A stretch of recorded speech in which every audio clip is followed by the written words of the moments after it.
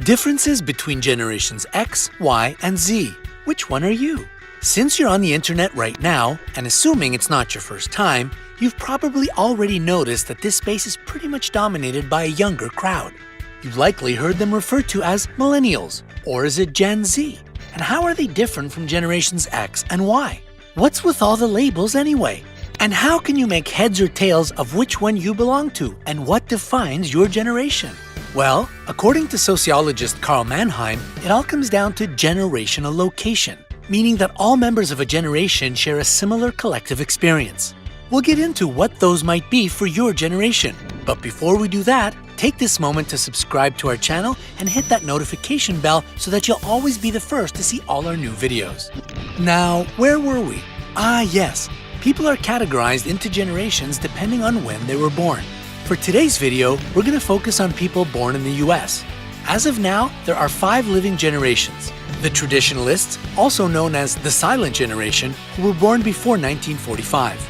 Then there's the baby boomers, born between 1946 and 1964.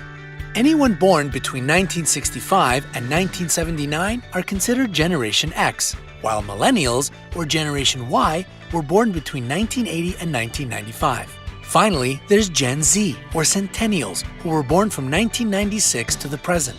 These ranges are just approximations, of course. You can be born within 3 years of the beginning or end of a generation and still belong to it. What's more important is the collective experiences people born within these years share. The traditionalist generation, who are now age 73 and older, has a wide range of collective experiences. Some are old enough to remember one or both of the world wars, the Great Depression, and even the invention of sliced bread. As a result of these experiences, most traditionalists value hard work, commitment, and practicality, and they don't like to be wasteful. That's not to say other generations don't share these values. It's just that the scarcity of resources during these trying times fostered a culture of doing whatever it took to survive. They also tend to be more respectful of authority. That is the always respect your elders generation, which you might recognize in your older relatives. Traditionalists gave birth to the baby boomers, who were, of course, part of the huge birth rate increase following the Second World War. Boomers changed a lot about American society, particularly advertising and marketing. Since they were such a large part of the population, they did a lot of the spending and had a great impact on the economy once they entered and left the workforce. The post-war political landscape was pretty rocky, so there's plenty of collective experiences for this generation to choose from. The Vietnam War and the controversy surrounding the draft, the Cold War and the Red Scare, the Civil Rights Movement, Woodstock and counterculture, the moon landing, and the list goes on. All these experiences made for a wide range of characteristics and values. This generation started out liberal when they were involved in all the political and social movements, but they then grew more conservative as they aged. There's some disagreement as to when exactly the boomers end and Gen X begins. A lot of people born from 1961 to 1964 don't identify as boomers and don't have any emotional connection to the collective experiences that shaped them. This has prompted some researchers to classify Generation X as those born from 1961 to 1981. Gen X got to experience the aftermath of all the changes the boomers made. With both parents now entering the workforce, Gen X kids had less adult supervision than previous generations, which caused them to be more peer-oriented. The use of computers also took off during these years, making Gen X more entrepreneurial than their parents and grandparents. The collective experiences of Gen X include the crack epidemic and the emergence of the AIDS crisis, which made them much more cynical and disaffected as teens and young adults than boomers or traditionalists had ever been. Music also defined a lot of this generation, with the invention of music videos and the popularization of hip-hop, rap, and grunge. Millennials. They've been the topic of much debate, even over when their generation starts and ends.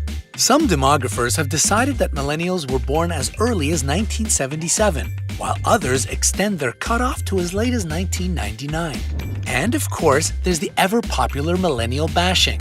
Other generations complain that millennials are selfish, entitled, narcissistic, addicted to their phones, lazy, impatient, impulsive, overly sensitive, weak-willed, and the name-calling goes on and on. While it's true that some millennials share these traits, the same can be said of literally anyone else in the world. There's no need to vilify an entire generation for wanting and expecting good things for themselves or for taking full advantage of the awesome technology that surrounds them.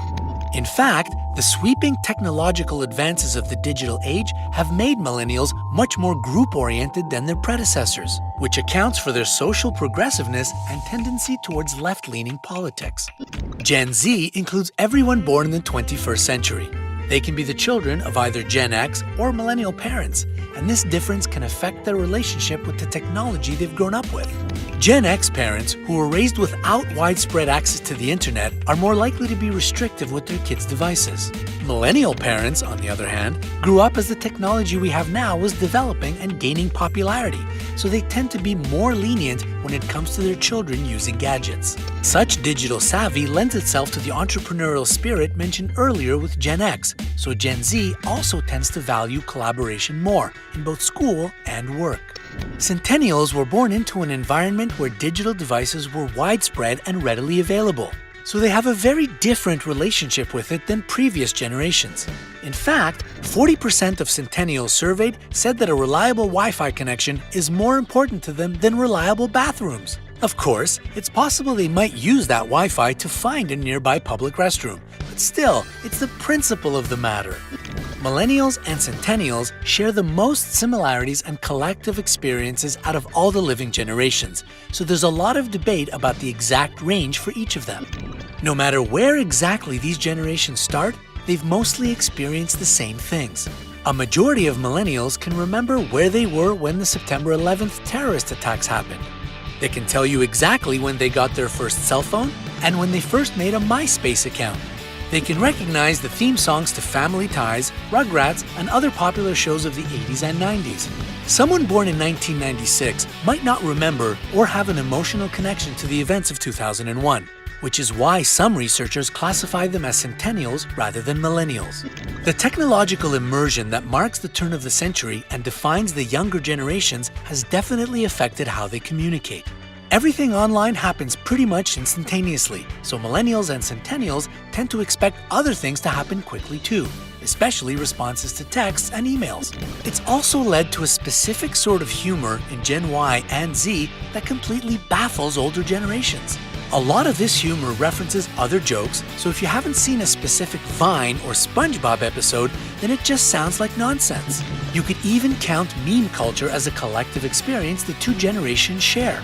But when it comes down to it, generational lines are just as arbitrary as borders on a map. They don't really matter. They're just stuff we made up to help define ourselves better. But really, you can define yourself and your generation however you want. So, what defines your generation? When do you think each of the generations start and stop? What are some collective experiences people share in the place you're from? Tell us in the comments below. Give this video a like if you found it useful, share it with your friends and family, and always remember to stay on the bright side of life.